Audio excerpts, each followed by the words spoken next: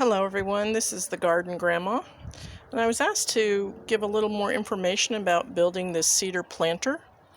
As you can see here, it's approximately 4.5 feet long, about 16 inches wide.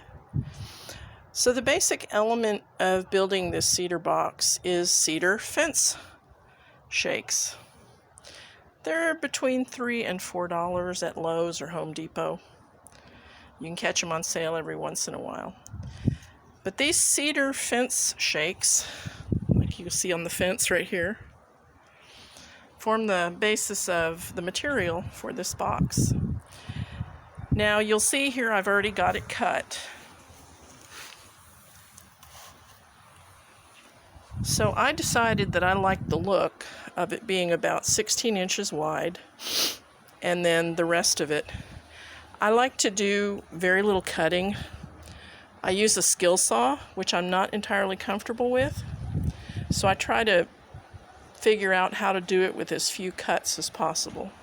But you can use any kind of saw that you're comfortable with, a hand saw, a jigsaw, whatever. So basically I took the 6-foot cedar shake, cut it at 16, so I ended up with a long piece and a short piece.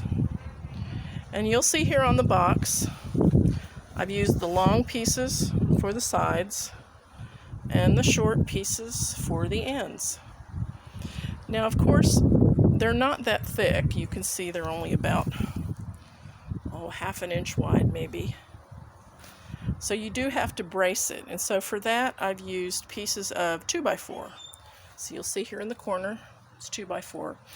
And two of these cedar shakes on top of each other is 11 inches tall. So I cut my 2x4s to be 11-inch pieces, and you'll need 4 of those. I forgot to say, for the entire box, you will need 6 of the cedar fence shakes if you do the bottom like I did. You don't have to. If you want it to sit open on the ground, that'll work too. But I'm going to line this with some landscape fabric to keep the dirt in.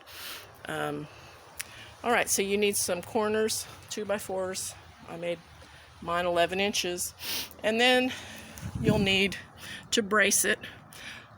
Because these are so thin, you will need to, on anything, I'd say anything above 3-foot length, you will need to put something to keep these, otherwise they'll start to bow and bend with the weight. So you can do one front. I didn't do one back because I'm actually planning on screwing it to the fence to make it more stable.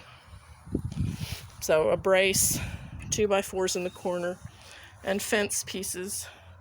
Now you can use nails or screws. I like screws personally because if I mess up, I can just back the screw out.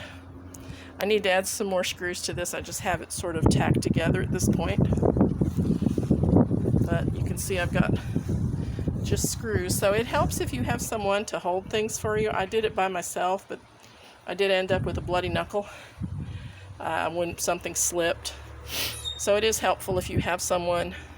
You can use clamps, C-clamps, or spring clamps, whatever works for you to hold it so that you can get it drilled in. One thing I like to do is to pre-drill the screw holes because these are so thin, the cedar shakes are so thin that they will crack sometimes. So I like to pre-drill the holes before I screw them in. So that's about it. You really choose your dimensions. If you want it to be as little cutting as possible, you just make it as long and as wide as what it will take for one cedar fence piece here. All right, thanks.